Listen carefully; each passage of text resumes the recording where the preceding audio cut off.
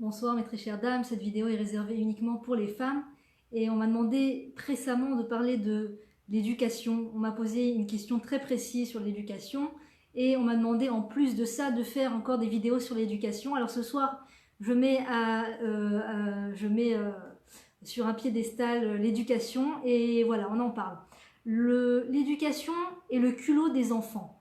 J'entends souvent: mon enfant est culotté, il m'a dit non, il m'a répondu non, je lui ai demandé gentiment, je lui ai demandé plusieurs fois, son papa lui a demandé plusieurs fois, et l'enfant à répétition dit non, quel culot, ou alors il nous a répondu au visage, ou alors on l'appelle plusieurs fois, il ne nous répond pas, et souvent les parents interprètent cela comme du culot, comme un manque de respect, un manque de respect. Alors c'est vrai que le respect c'était quelque chose, enfin c'est quelque chose qui a été mis très très à l'honneur dans les années précédentes, dans les générations précédentes. L'honneur dû aux parents, hormis le fait que la Torah nous donne la mitzvah, nous donne l'injonction positive de respecter ses parents. C'est une très grande mitzvah, c'est une mitzvah très importante de respecter ses parents, et très très important aussi de ne pas faire, comment dire, attrister son parent, de ne pas faire le contraire. C'est-à-dire, d'un côté, il y a la mitzvah du respect des parents, qui boudorim, et d'un autre côté, il y a l'importance de ne pas leur manquer de respect. Donc c'est sourmera ve'asetov, c'est-à-dire fuis le mal et fais le bien. Donc fuir, déjà, il faut absolument éviter d'attrister ses parents, éviter de peser sur ses parents, éviter de leur manquer de respect ou de les chagriner. Et d'un autre côté, il faut les respecter, c'est-à-dire faire des actes qui témoignent de respect, les appeler, prendre de leurs nouvelles, leur offrir un cadeau peut-être, leur demander comment ça va, aller leur rendre visite, etc. Il y a mille et une façons de respecter ses parents. Donc il y a cette mitzvah-là. Hormis le fait, et d'ailleurs, cette mitzvah est incombée aux adultes, d'accord? Après la bar mitzvah, et encore, après la bar mitzvah, l'enfant n'est pas passible de punition s'il fait une faute. S'il faute par rapport à la Torah, par rapport aux lois de la Torah, l'enfant n'est pas passible de punition jusqu'à l'âge de 20 ans. Donc jusqu'à l'âge de 20 ans, un enfant n'est pas censé respecter ses parents. Si une personne a pris conscience de l'importance du respect des parents dans son jeune âge déjà, et que déjà elle veut réaliser la mitzvah, alors ça lui sera compté comme un très grand mérite.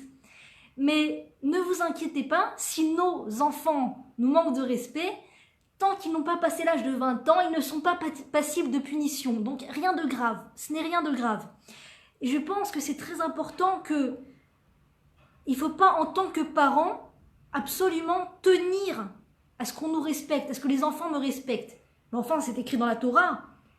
Kabed t'aviravet imechat, respecte ton père et ta mère. Cet enfant me doit du respect. Cet enfant n'est pas encore suffisamment construit intérieurement pour respecter son parent. Il arrive même qu'un adulte ne soit pas arrivé à la maturité de comprendre qu'il doit respecter ses parents. Donc imagine un enfant, c'est difficile. Un enfant, il faut une grande construction intérieure, beaucoup d'études de la Torah et une grande construction intérieure pour en arriver à l'acte de respecter ses parents. Donc c'est fou d'attendre d'un enfant qu'il nous respecte parce que c'est une mitzvah. Bien sûr, on peut prier pour cela, on peut espérer, mais il ne faut pas s'attendre à ce qu'avant un certain âge, l'enfant cherche à mettre en pratique cette mitzvah. Et dans tous les cas, s'il décide de mettre en pratique cette mitzvah ou il ne veut pas la mettre en pratique, ça ne nous regarde pas. C'est vrai que c'est désagréable en tant que parent de ne pas être respecté. C'est vrai que tous les parents préféreraient être respectés. Si on demande on pose la question à un parent, est-ce que tu préfères être respecté ou pas par tes enfants? J'imagine que tout le monde répondrait par l'affirmative. Oui, tout le monde veut être respecté. Mais ça vient d'un endroit, pas de je veux que mon enfant soit un bon juif, je veux qu'il puisse servir Dieu comme il faut. Non, ça vient plus d'un endroit de confort, de tranquille, enfin de confort, est-ce que c'est agréable ou pas? Je trouve que c'est plus agréable que mon enfant me respecte, donc je vais chercher à ce qu'il me respecte, parce que c'est plus agréable pour moi. Et donc, dans ce cas-là, il faut faire un lâcher prise. Il faut faire un lâcher prise parce que souvent, quand les parents commencent à mettre la pression sur les enfants, tu me dois du respect.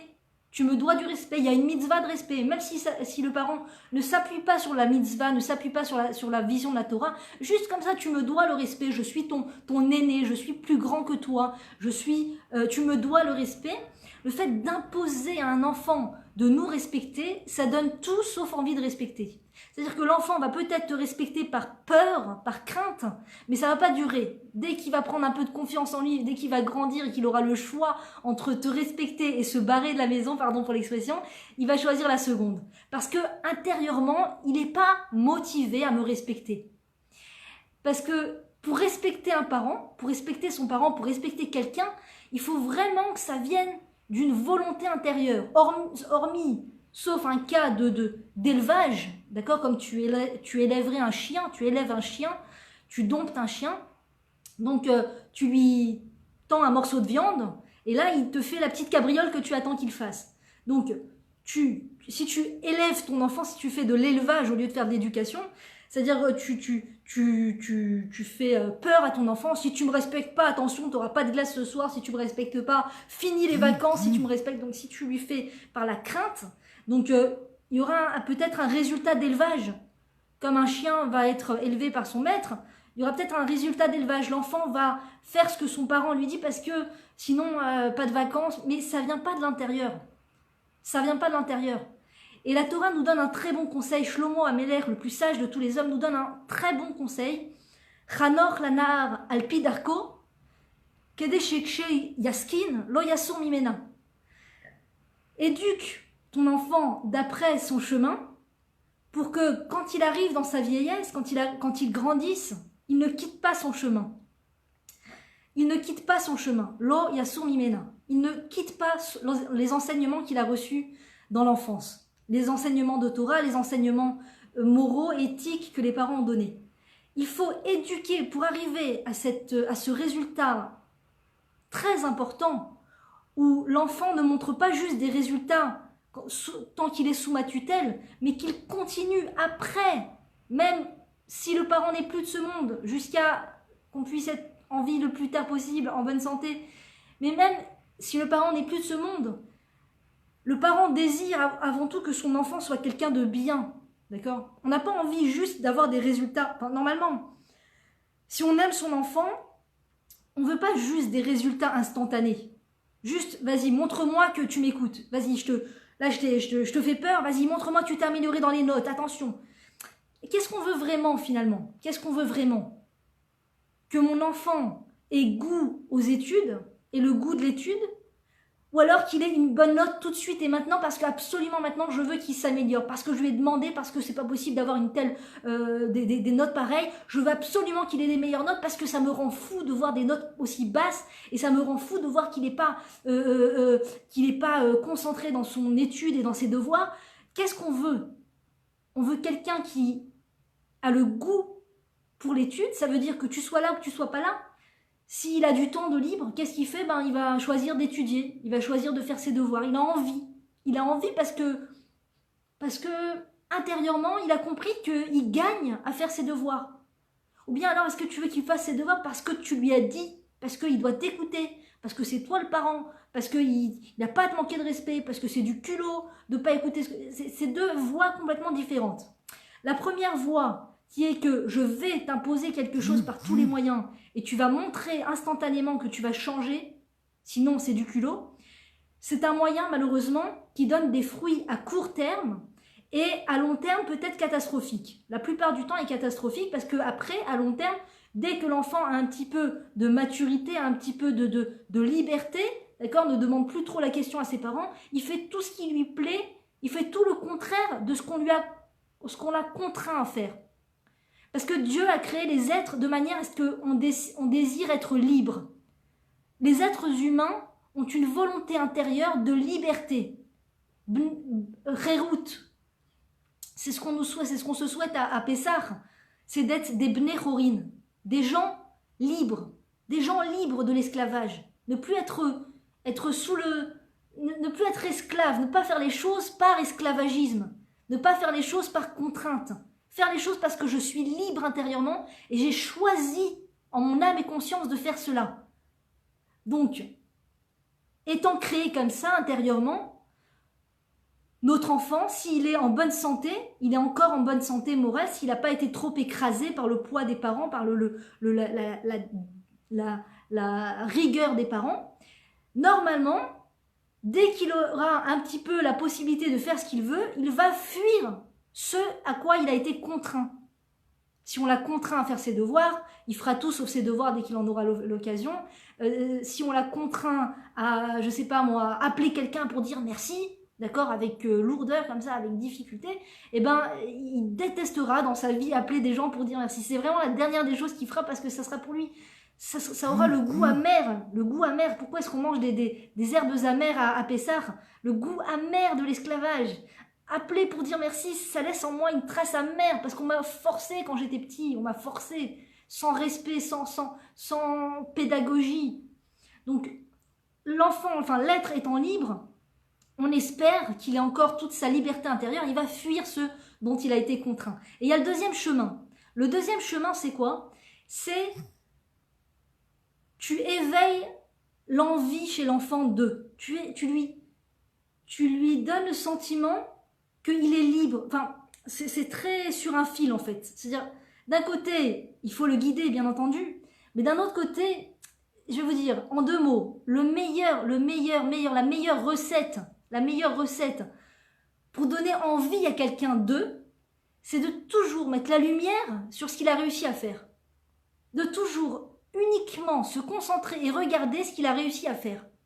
Donc si par exemple, il a plein de notes mauvaises, et que parmi toutes ces notes, il y en a une qui soit un peu moins mauvaise que les autres. Il a eu que des en dessous de 40, d'accord, en Israël c'est sur 100. Il a eu tout en dessous de 40, et il a eu une note 41.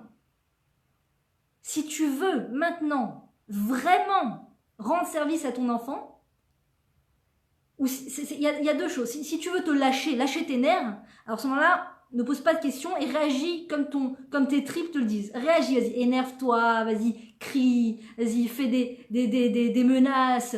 Si tu fais pas ça, tu vas être puni et tout. D'accord, ça, c'est le moyen, c'est juste en fait, tu as juste lâché tes nerfs. On a lâché ses nerfs et il n'y a rien de constructif qui découle de ça. Rien de constructif. Et au contraire, c'est extrêmement destructif pour l'enfant. Quand un parent lâche ses nerfs sur l'enfant, c'est très destructif pour lui. Très destructif parce que ça le dégoûte. D'abord, ça le dégoûte des parents, ça le dégoûte de maman, ça le dégoûte de papa, ça le dégoûte des études, ça le dégoûte du sujet traité par le parent à ce moment-là, d'accord? Ça peut être n'importe quel sujet. Et tu peux même des fois arriver à dégoûter un enfant d'un truc vraiment génial. Je sais pas, par exemple, la pâtisserie, d'accord? Tu fais une journée pâtisserie à la maison, allez les enfants, on va faire des gâteaux. Si tu lâches tes nerfs sur les enfants parce qu'ils ont cassé un verre, parce qu'ils ont cassé un œuf par terre, parce que voilà, des choses qui sont tout à fait rattrapables, d'accord, des choses qui ne sont pas la fin du monde, eh ben tu peux le dégoûter de la pâtisserie. La pâtisserie, ça va être pour lui un mauvais souvenir. Donc, on peut, voilà, dégoûter un enfant. Et deuxièmement, si tu veux vraiment lui rendre service, c'est de mettre la lumière sur le 41. Mettre la lumière sur le 41, ça veut dire que tu fais un gros effort de lâcher prise.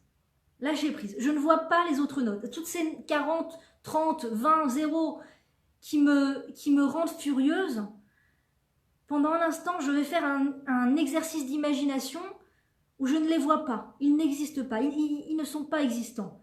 Et je vais faire un exercice d'imagination où je vais imaginer ce 41 comme un 100. Je le vois comme un 100. Pourquoi c'est important de le faire ? Ah, mais c'est pas un 100, c'est un 41, tu vas pas nous inventer des choses. C'est très important de faire cet exercice pour rendre service à l'enfant, pour le construire pour de vrai, pour que après il ait vraiment envie de s'améliorer, il ait vraiment envie d'étudier, pas pour moi, pas pour que je puisse être fière de ses notes, pas pour que je puisse appeler la terre entière, ouais mon fils c'est 100 sur 100, école d'élite, carte de visite, là, mon fils c'est ma carte de visite. C'est pas la tête du parent juif. Le parent juif veut rendre service à son enfant et le construire pour l'avenir, pour toujours. Donc, ce 41, les notes qui sont en dessous, elles n'existent pas, je les vois pas, elles sont pas là. elles sont pas là. Ce 41, pour moi, c'est un 100. C'est un 100.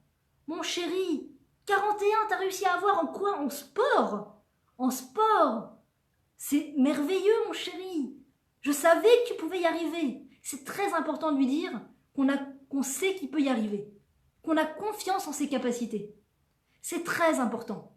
Très important parce que ça lui ouvre une fenêtre énorme, énorme, sur l'espoir en ses propres capacités. Il croit en soi. Il n'y a pas mieux que ça. Il n'y a pas mieux. Quand tu dis à quelqu'un, tu lui rappelles sa faute, tu lui rappelles son erreur, tu lui rappelles qu'il est tombé, tu lui rappelles ça le minimise à sa faute, à son erreur. Tu minimises la personne à son erreur. C'est ce qu'on veut faire avec nos enfants, chas v'shalom. On veut minimiser, tuer tes mauvaises notes. Tes mauvaises notes, c'est toi. Sache que pour la vie, tu es un 0. Tu es un 30. Voilà, c'est ce que tu es. C'est ça qu'on veut donner comme image. C'est simple, nos enfants nous croient sur parole jusqu'à un certain âge. Jusqu'à à peu près l'âge de 30 ans. Non, jusqu'à à peu près, on a moins que ça. Jusqu'à à peu près l'âge de 13 ans, d'accord, la bar mitzvah pour les garçons, 12 ans, la bat mitzvah pour les filles. Jusqu'à cet âge, les enfants nous croient sur parole. Ce qu'on leur dit, ils y croient. Ils y croient, ça fait office de loi. Si tu dis à ton enfant qu'il a fait une faute, pour lui, il est quelqu'un qui fait des fautes. Il est quelqu'un qui se trompe. Si tu dis à ton enfant, qu'est-ce que c'est que ce dessin magnifique? Même s'il n'a rien dessiné, d'accord? Il n'a rien dessiné. Il a dessiné par terre et il y a un point sur la feuille. Mon chéri, c'est quoi ce chef-d'œuvre? C'est quoi cette merveille? C'est magnifique. J'ai beaucoup aimé la couleur que tu as utilisée là et la forme que tu as voulu faire ici. J'ai beaucoup aimé. Qu'est-ce que c'est? C'est beau.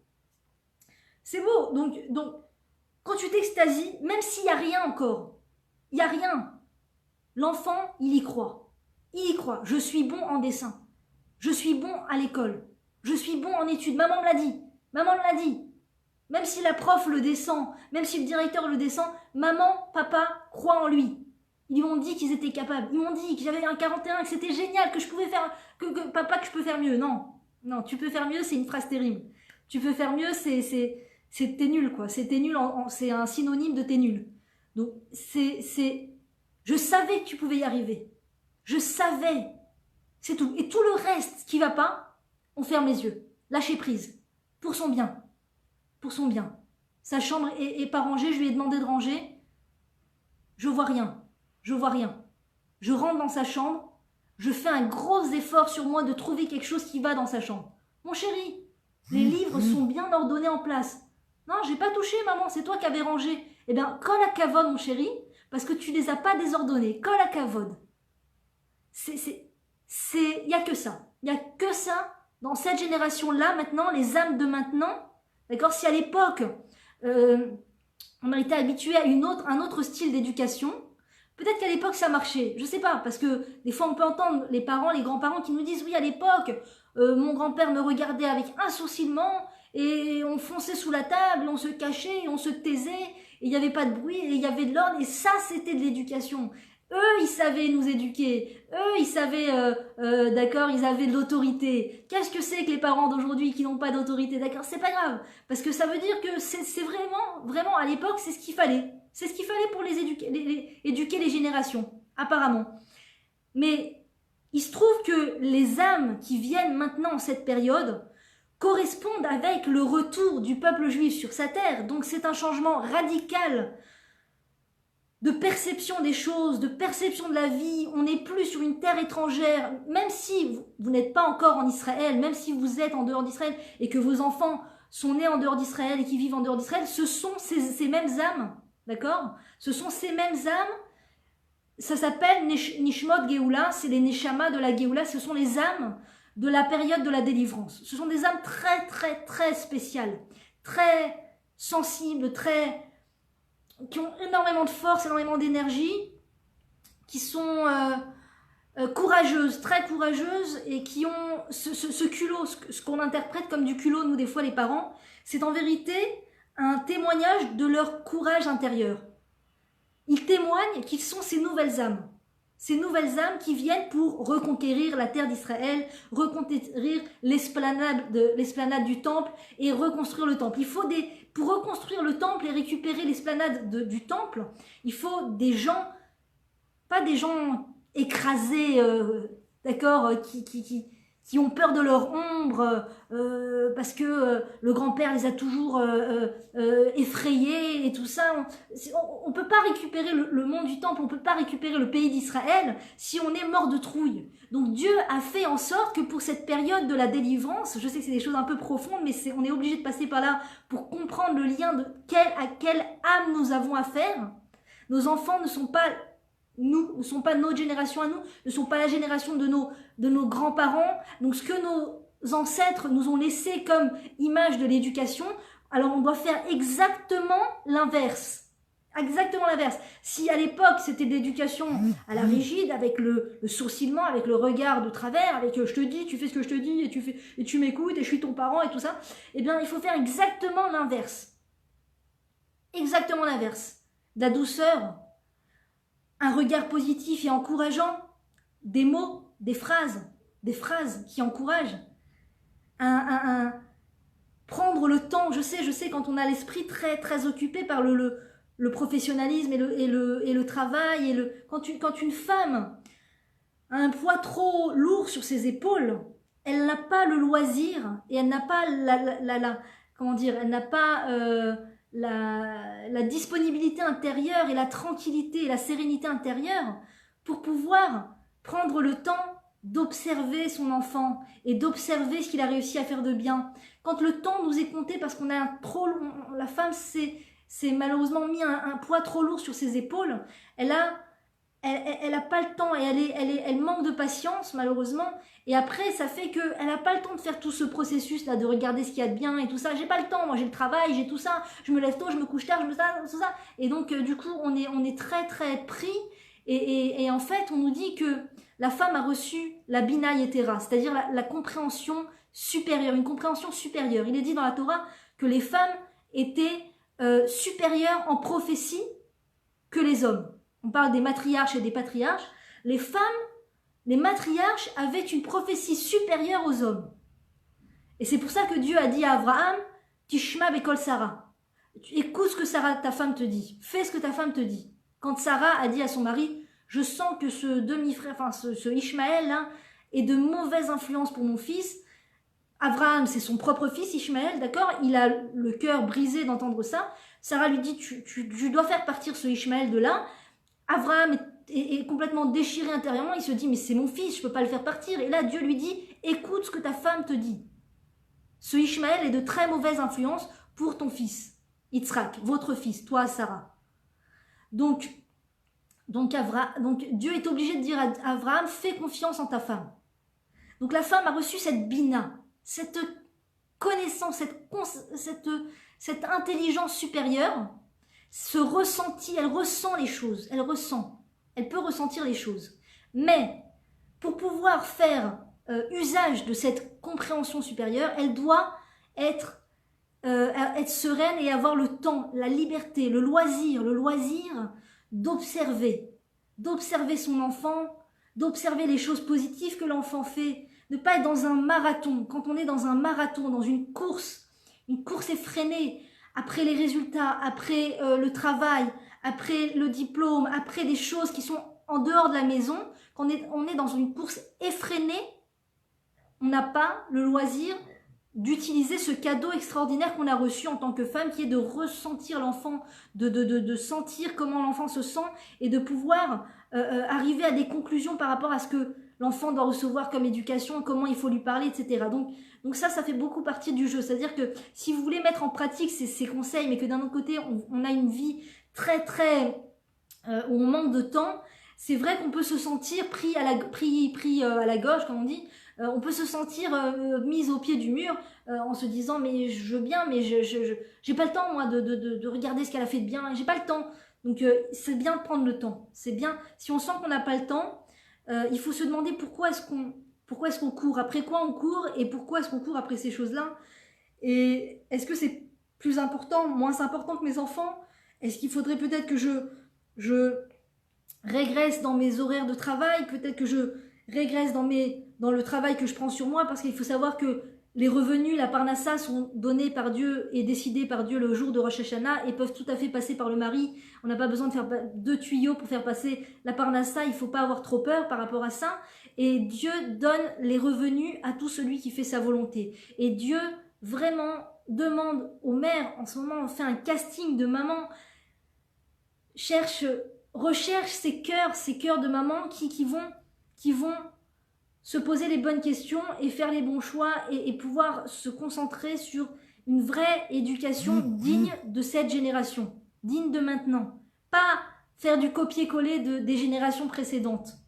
Ouais, nous on a habité en Angleterre, c'est incroyable l'éducation à l'anglaise, les pas de coups sur la table, les cuillères, 3 cuillères, 3 couteaux, déjà le gamin à 6 ans il sait exactement quel couteau il faut utiliser, il faut faire comment dire, effacer tout ce qu'on a pu entendre sur l'éducation parmi tout le monde, et les Coréens ils sont super, comment dire, super... ils éduquent leurs enfants à étudier plein de choses et à savoir plein de choses, et déjà à l'âge de 2 ans ils connaissent déjà le nom de tous de Picasso, de Rembrandt, de machin, de tous les dessinateurs et les peintres au monde. C'est une course après la connaissance il faut se dire qu'un parent juif il cherche pas après une image, il cherche pas à ce que son enfant donne une image parfaite. Il cherche à rendre service à son enfant, à faire ce qui va vraiment construire son enfant, ce qui va vraiment l'aider à le construire. La chose la plus importante pour construire un enfant, c'est un bon regard sur ce qu'il fait, un bon regard sur ce qu'il est, et toujours des phrases encourageantes et beaucoup de patience, beaucoup, beaucoup de patience. Parce que, je vais vous dire, c'est pas pour rien que le Créateur nous envoie des enfants qui vont casser un œuf quand ils vont essayer de faire une tarte, qui vont faire tomber le paquet de farine par terre. C'est pas une erreur. C'est pas une erreur. Quand un enfant fait tomber un paquet de farine, mais il a 10 ans, il pourrait faire attention, c'est vraiment un manque d'attention, c'est vraiment un manque de mauvaise foi, la mauvaise foi, il a pas fait, voilà, j'ai pas quand même, il est grand et tout ça, ça y est, il est en âge, mais est-ce qu'on a déjà vu quelqu'un faire tomber un paquet de farine par terre pour le faire exprès, pour embêter? Ça n'existe pas. Déjà un adulte, quand ça arrive même à un adulte de faire tomber un paquet de farine, de casser un verre, de casser un œuf pendant la cuisine, ça arrive à des adultes. On n'a pas le droit d'exploser sur nos enfants et de s'énerver contre nos enfants quand ils cassent quelque chose, quand ils font tomber quelque chose. Même si ce sont des choses onéreuses, ce sont des choses très chères auxquelles on tient beaucoup. Moi dernièrement j'avais 2 tasses que j'avais depuis le mariage, je les ai achetées le lendemain du mariage, me semble-t-il. Mon mari m'avait donné un peu d'argent de ce qu'on avait reçu, il m'avait dit vas-y achète de ce que tu veux pour la maison. J'avais acheté 2 tasses roses comme ça, super grandes pour le café, et jusqu'à il y a quelques jours je les avais encore. Et on parlait, je sais plus, avec ma maman, elle me disait ah c'est des tasses du mariage, depuis le mariage, tu te rends compte le temps que tu les as, et ouais c'est incroyable, ça va faire je sais pas combien d'années, dizaines d'années. Et donc quelques jours après, la tasse était dans le salon, mon fils a lancé le ballon et la tasse est tombée par terre. C'est la tasse du mariage, ça fait des années qu'on les a, j'y tenais quelque part, ça avait une valeur sentimentale, mais je n'ai trouvé qu'il n'y avait aucun lieu de s'énerver. La tasse est cassée, je vais m'énerver, ça va faire revenir la tasse, ça va faire revivre la tasse. Si je m'énerve, en plus de la tasse cassée, il y aura le cœur de mon enfant brisé. Donc ça fait 2 objets brisés, mon enfant et la tasse. À quoi ça sert?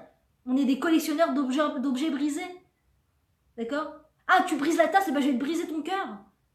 Je vais m'énerver contre toi. Imagine que tu as un invité chez toi qui casse une tasse. Qu'est-ce que tu fais, honnêtement? Tu vas t'énerver contre lui? Même si c'est une tasse en porcelaine de collection qui t'a coûté $1000 dans une vente aux enchères, c'est un invité, d'accord, un invité de marque en plus, parce que sinon, je sais pas, peut-être il y a des gens qui s'énervent sur leurs invités. Alors c'est un invité de marque, quelqu'un important qui est venu chez toi, tu lui sers dans la super tasse, il a cassé la tasse. Oh, il n'en est rien, ne vous en faites pas, non, ne culpabilisez pas, de toute façon, n'y tenez pas vraiment, ne vous sentez pas mal, non, là, là, c'est rien du tout, je vais nettoyer, mais vous embêtez pas, mais c'est rien du tout, mais on en a d'autres, regardez, le mur est plein de tasses chinoises, ne vous en faites pas. On arrive à se maîtriser. Pourquoi? Parce qu'on a honte. Parce qu'on a honte, il va me prendre pour un fou, attends, il va me prendre pour un radin, il va me prendre pour une hystérique, je m'énerve contre lui, attends, ça se fait pas, on se connaît pas, je peux pas me permettre. Non, la honte. La honte. Donc, des fois, la honte nous retient de faire des choses insensées, de s'énerver sur quelqu'un parce qu'il a eu un geste maladroit. Qui casse quelque chose pour faire exprès? Hormis le fait que quelqu'un prend quelque chose et dit voilà, maintenant je vais te casser ton truc.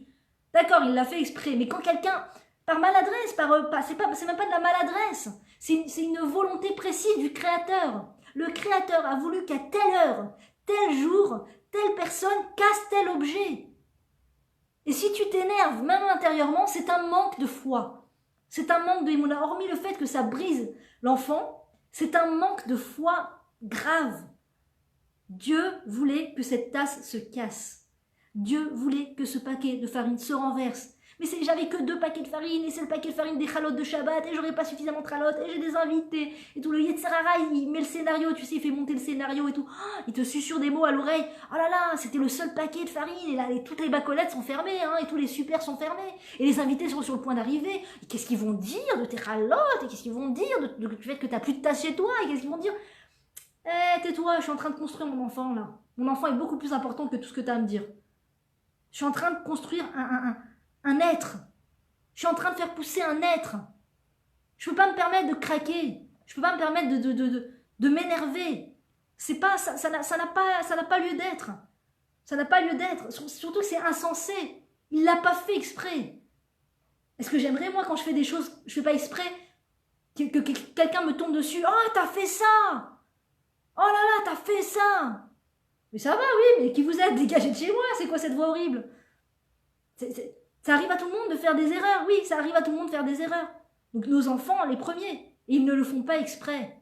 Ils ne le font pas exprès. Et c'est l'occasion, voilà, ça je voulais dire aussi, c'est pas par hasard que le Créateur nous envoie un tel exercice. C'est pas par hasard.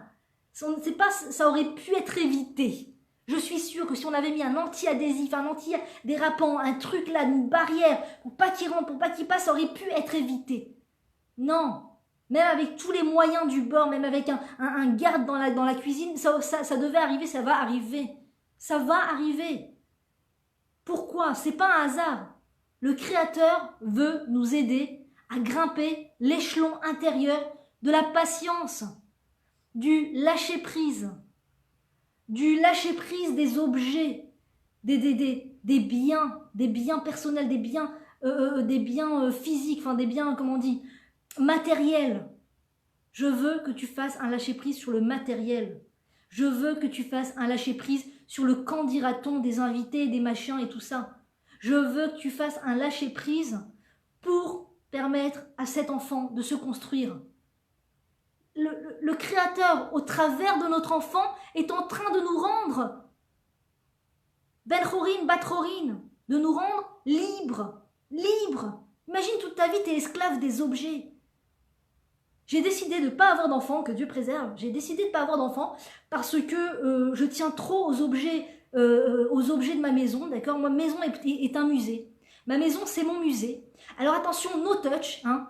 Je ne fais rentrer que des adultes très très adroits de leurs mains parce que j'ai des objets qui coûtent très cher dans ma maison. Donc j'ai décidé, alors jusqu'à 120 ans, tu vas être esclave de ton musée, de ton petit truc et tu vas être en train de nettoyer la petite poussière, le petit machin. C'est pas ça la vie, il y a autre chose que de nettoyer le petit objet avec la... Si vous avez du temps, c'est merveilleux, il n'y a pas de problème, bien qu'on peut faire des choses encore plus incroyables, on peut faire du bénévolat, se rendre... Mais bon, enfin, chacun. Mais je parle de la période des enfants en bas âge.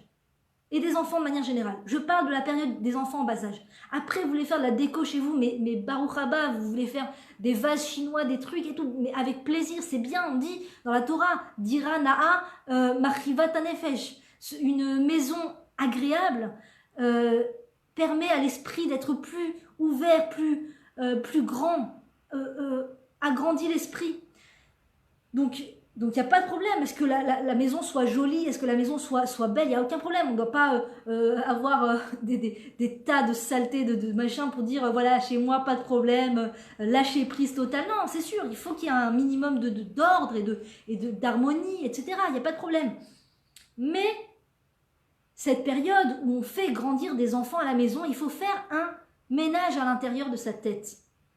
Un ménage à l'intérieur de sa tête, se dire que c'est pas un hasard si maintenant je vais vivre cette épreuve de la chose renversée, de la chose cassée par mon enfant. Je dois faire un grand effort de maîtrise parce que c'est vrai, il n'y a personne dans la maison, personne qui me regarde, personne qui me filme, d'accord? C'est qu'un enfant petit, je peux réagir comme je veux, personne ne sait, personne ne sait, je lui crie dessus et c'est fini et on n'entend plus parler. D'abord, Aïn Roa, Ozen Shomat, il y a toujours un œil qui voit et une oreille qui entend, c'est le Créateur. Le Créateur est toujours présent dans ma maison et il voit exactement comment j'agis avec mon enfant. Ça veut dire que même quand je ferme la porte, je suis filmée 24 heures sur 24 par le Créateur. Donc ma droiture envers mes enfants est écrite dans le livre de ma vie. De ma vie. Si j'ai l'impression que je ne fais pas quelque chose de très important quand je suis à la maison avec les enfants, j'ai l'impression que si je ne vais pas dehors maintenant distribuer des choses dans la rue et tout ça, j'ai l'impression que c'est pas génial ce que je fais. Je suis à la maison avec les enfants. Bon, sache que c'est énorme, énorme. On dit le monde, Aolam, Omed, Al-Blima. Le monde tient sur celui qui se retient. Le monde vit grâce à celui qui se retient de s'énerver.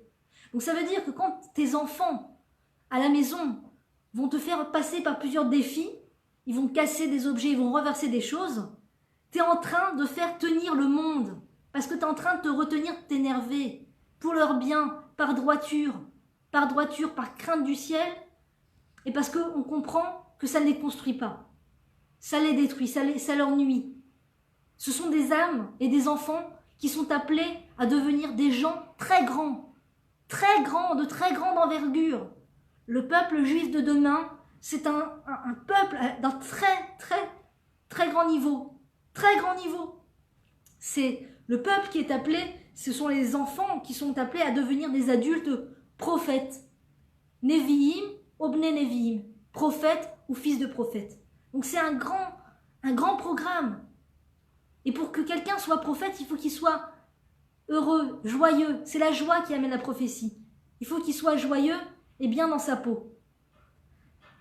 Donc, le programme, c'est forcément une enfance joyeuse où il se sent en sécurité, il ne sent pas qu'on va lui tomber dessus. Il faut savoir que c'est très important de ne pas frapper nos enfants de manière générale, et encore moins sur le visage, parce que le visage, c'est la shrina.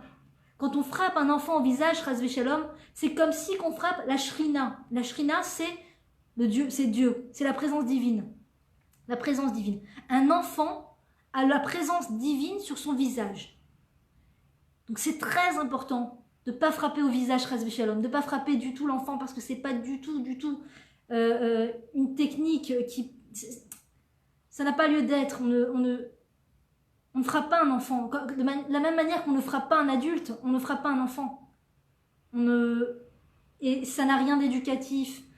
Les gens qui vous diront qu'on peut éduquer des enfants de temps en temps, Chas v'Shalom, leur donner un coup, c'est juste un traumatisme pour l'enfant. Donc si la maman n'a pas réussi à se retenir, à donner une petite fessée sur les fesses, ce sont des choses qui arrivent, bien sûr, ce sont des choses qui arrivent, mais il faut se travailler pour ne pas que ça se reproduise. Ce sont des choses, il ne faut pas trop s'inquiéter parce que le bébé, l'enfant, on a tous peut-être reçu, peut-être, je ne sais pas tous, mais beaucoup d'entre nous ont reçu peut-être un coup une fois quand il était enfant et il ne s'en rappelle même pas, c'est possible. Donc, il ne faut pas non plus se morfondre et trop s'inquiéter, mais il faut se travailler pour ne pas que ça se reproduise. Si on a craqué et qu'on a réagi en frappant l'enfant, alors il faut qu'on se pose des questions. Pourquoi j'en suis arrivée à là? Qu'est-ce qui me stresse à tel point dans ma vie? Parce qu'on ne donne pas un coup pour rien. Si on en arrive à donner un coup, c'est que dans notre esprit, dans notre tête, on s'est dit quelque chose. On a eu une pensée qui nous a poussé à donner le coup. D'accord? Quand on était enfant et que quelqu'un nous embêtait, on n'allait pas forcément le frapper. Parce que ça nous passe au-dessus, enfin, on n'aurait pas réagi en frappant. Pourquoi est-ce qu'arrivé à l'âge adulte, on réagit en frappant? On réagit violemment. Pourquoi? Des fois, c'est des phrases intérieures. C'est par exemple, encore une fois, c'est le qu'en dira-t-on. Alors par exemple, mon enfant a jeté du ketchup sur le mur qu'on vient de peindre en blanc et les invités sont sur le point d'arriver. Et j'ai une peur folle, une angoisse folle de qu'est-ce que les autres vont penser de moi, de qu'est-ce que les autres vont dire de moi. Et cette angoisse terrible me pousse à réagir violemment. Ça peut être ça. Ça peut être me dire, je sais pas, d'avoir lu une certaine littérature d'éducation, ou je sais pas, enfin, un thème sur les enfants qui nous aurait fait croire que les enfants le font exprès. Il y a des choses comme ça, des philosophies qui te disent, Chazvé Shalom, que l'enfant le fait exprès pour t'embêter, ou recherche le regard des parents, alors il va faire des bêtises exprès, et ce exprès qui est totalement faux, parce qu'un enfant ne le fait jamais exprès. Jamais un enfant ne fait exprès. Jamais un enfant ne fait exprès pour embêter ses parents. Il n'y a pas de chose comme ça n'existe pas. C'est une très très fausse interprétation. Donc, si on a lu un texte, ou un livre, ou une philosophie comme ça, qui va nous expliquer pendant des heures combien l'enfant le fait exprès pour nous embêter, cette vision de l'enfant pousse malheureusement à une colère intérieure. Il le fait exprès, ça fait sortir de soi. Il le fait exprès. Et donc ça peut être ce qui nous pousse malheureusement à réagir violemment ou à réagir de la mauvaise manière. Donc si on en arrive à réagir violemment, il faut se demander pourquoi. Pourquoi est-ce que j'en arrive à là? Peut-être c'est du robotisme, peut-être c'est de l'automatisme. On a vécu dans un milieu comme ça, c'est ce qu'on a vu, c'est ce que les gens autour de nous font, donc on s'est habitué à le faire. Ça ne veut pas dire que c'est bien pour autant, c'est tout à fait néfaste pour l'enfant, c'est vraiment destructif.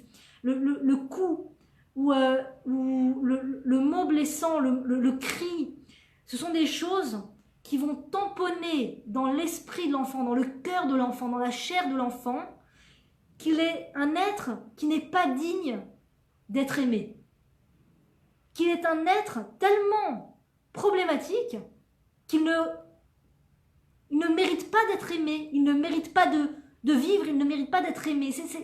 C'est très handicapant de vivre sa vie, adolescent et adulte, etc., avec ce sentiment intérieur, et même être un bon juif, c'est-à-dire dans le sens, être un serviteur de Dieu, c'est-à-dire dans le sens de savoir, d'avoir la foi en Dieu, de savoir intrinsèquement que tu peux te reposer sur Dieu, d'accord? C'est ça qu'un juif doit arriver, il doit arriver à la compréhension et à la foi qu'il peut se reposer sur Dieu.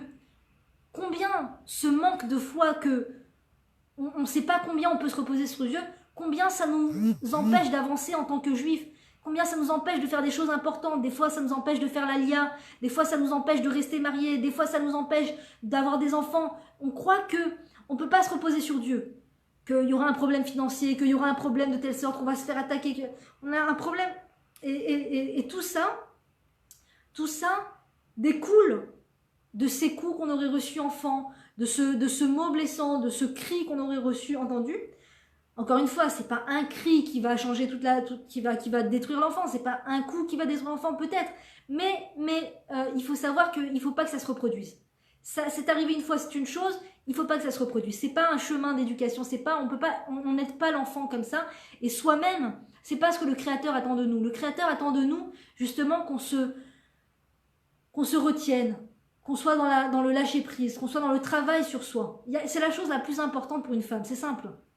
C'est la chose la plus importante pour une femme. Quand on montera après 120 ans, ou le plus tard possible, là-haut, on nous demandera « Qu'est-ce que tu as fait ?» Qu'est-ce que tu as fait? Alors pour un homme, on lui demandera « Est-ce que tu as étudié la Torah ?» Et pour une femme, la femme n'a pas reçu la mitzvah d'étudier la Torah. Elle doit, c'est bien, c'est important qu'elle étudie la Torah, mais elle n'a pas reçu la mitzvah. Donc elle n'est pas astreinte à cette mitzvah. C'est-à-dire que si elle passe une journée sans étudier la Torah, elle ne doit pas donner de compte dessus. Elle n'a pas les mitzvot chez Azman Grama, elle ne doit pas réaliser les mitzvot qui sont dépendantes du temps, comme faire le loulav, comme construire une souka, comme plein d'autres, comme faire la Hamida matin, midi et soir. Elle n'est pas astreinte à ces mitzvot. Elle n'est pas astreinte à devoir ramener les revenus à la maison, parce qu'il est dit dans la Ketouba que c'est l'homme qui doit ramener les revenus à la maison. Donc si la femme veut aider l'homme parce qu'il étudie la Torah, c'est une mitzvah, mais si on est deux, parce qu'on ne peut pas, aujourd'hui, si on n'est pas deux, on ne peut pas avoir un salaire digne de ce nom, ça c'est des bêtises, parce que Dieu, il peut faire passer un très bon salaire par le mari s'il le veut, et il se trouve que des fois, quand la femme, elle rentre sur le tableau des revenus et de la parnassa, alors Dieu, il est obligé de diviser les revenus en deux, et du coup, l'homme a moins, la femme a tant, et voilà, alors que le mari, il aurait pu gagner la même chose, et la femme restait à la maison. Enfin bref, c'est vraiment une question d'émouna aussi. Et il faut savoir que la femme n'est pas astreinte à ces trois choses, auxquelles le mari est astreint. L'étude de la Torah, le travail et les mitzvot qui sont dépendantes du temps. Le mari doit réaliser ces choses-là. Ça ne veut pas dire qu'on doit lui mettre la pression. Ça ne veut pas dire qu'on doit lui crier dessus, chas v'shalom, s'il ne le fait pas. Mais il faut savoir que ce n'est pas notre rôle. C'est pas notre rôle. Donc déjà de ne pas de se retirer de ce tableau-là, c'est une chose, c'est important de le faire. Donc qu'est-ce qu'on nous demandera? Est-ce que tu as fait est-ce que tu as étudié la Torah? Est-ce que tu as gagné suffisamment? On ne nous demandera pas ces choses-là. On nous demandera, est-ce que tu as été patiente avec ton enfant? Est-ce que tu as pris le temps d'observer ton enfant et de l'éduquer selon ce qu'il est? Est-ce que tu as pris le temps de travailler sur toi? De faire un cheshbon nefesh le soir. Un cheshbon nefesh, ça veut dire de faire le compte de tes bonnes et de tes mauvaises actions. Ça veut dire, on n'est pas obligé de le faire tout le temps, toujours et tout, mais quand on a eu un dérapage dans la journée avec un enfant, c'est bien le soir de faire un compte rendu. Pourquoi je lui ai crié? Pourquoi je lui ai répondu en manquant de deux? C'est ça qu'on nous demandera. Est-ce que tu as fait un cheshbon nefesh par rapport à tes enfants? Ou est-ce que tu t'es mis à leur crier dessus et c'est devenu un automatisme et c'est devenu une seconde nature et tu t'es devenue madame qui crie? Madame qui crie. Le mari, il revient du travail, de dehors, il entend madame déjà qui crie sur les enfants. C'est ça qu'on nous demande. C'est exactement ce travail-là qu'on nous demande à la femme. La femme juive, c'est ça son travail. C'est pas de courir à tous les coins de tout le pays pour aller à toutes les afrachot rala et toutes les distributions de brachot et tous les tombeaux de tzadikim. On peut le faire, mais c'est pas ça qu'on nous a demandé de faire. C'est-à-dire que même si tu restes chez toi pendant une année sans sortir, et je ne dis pas qu'on ne doit pas sortir de chez soi, mais même si tu restes chez toi pendant une année sans faire des grandes choses, c'est exactement ce qu'on te demande de faire. C'est exactement ce qu'on te demande de faire. Quand je dis de rester chez soi, ça ne veut pas dire de rester dans sa maison. Tu as le droit de sortir, tu as le droit de prendre l'air, c'est important de prendre l'air. Mais ça veut dire te concentrer. Est-ce que tu t'es concentré sur ta maison? Est-ce que tu t'es concentré sur tes enfants? Ou est-ce que la première chose qui te travaillait, c'était les résultats au travail? C'était mes copines, qu'est-ce qu'elles vont dire? C'était m'as-tu vu et je me montre et de quoi j'ai l'air et tout ça. C'était quoi qui te prenait la tête? C'était quoi qui occupait ton esprit? Ou alors c'est, voilà, j'ai demandé à mon enfant de se laver, d'aller dans le bain, il m'a pas écouté, je lui ai redit et après j'ai fini par m'énerver. Pourquoi je me suis énervée? Est-ce que c'est une bonne chose? Qu'est-ce que ça a eu comme répercussion sur le moment? Quel visage il a fait? Comment ça agit sur lui? Comment ça lui a cassé sa joie? Est-ce que j'ai envie de reproduire des choses pareilles? Ou est-ce que j'ai envie de me travailler pour que justement il puisse être serein? Donc ça c'est des choses, voilà, c'est ça le rôle de la maman, c'est ça le rôle de la femme juive. C'est pas tout ce qu'on nous fait croire à l'extérieur, c'est pas forcément de courir après ça, de faire ça, d'écrire, de trucs, machin et tout, c'est vraiment en second plan, c'est vraiment après, ça vient après, mais c'est l'essentiel, c'est la remise en question par rapport aux enfants. Et si on se remet pas en question, on n'avance pas. Si on se remet pas en question, on refait les mêmes erreurs. Et c'est quoi la traduction d'un fou dans le dictionnaire? Et la traduction de fou, enfin l'explication d'un fou, je sais plus c'était quoi le mot exactement, c'est pas fou, mais c'est un autre mot. C'est une personne qui refait tout le temps les mêmes erreurs. Ça s'appelle être fou. Être fou, c'est de refaire tout le temps les mêmes erreurs. Parce qu'on ne se pose pas les questions en fait. Et donc il faut savoir que nos enfants, ce sont des âmes très très grandes. Très très très très grandes. Chaque enfant est une lettre de Sefer Torah. Chaque enfant est une lettre du Sefer Torah. Donc de la même manière qu'on ne va pas rentrer à la synagogue et ouvrir l'Arche Sainte et se mettre à crier sur des Sefer Torah, d'accord? On ne va pas presser des Sefer Torah. Allez, sortez-les là, faites-les sortir, allez, ouvrez-les, allez, vite, vite, vite.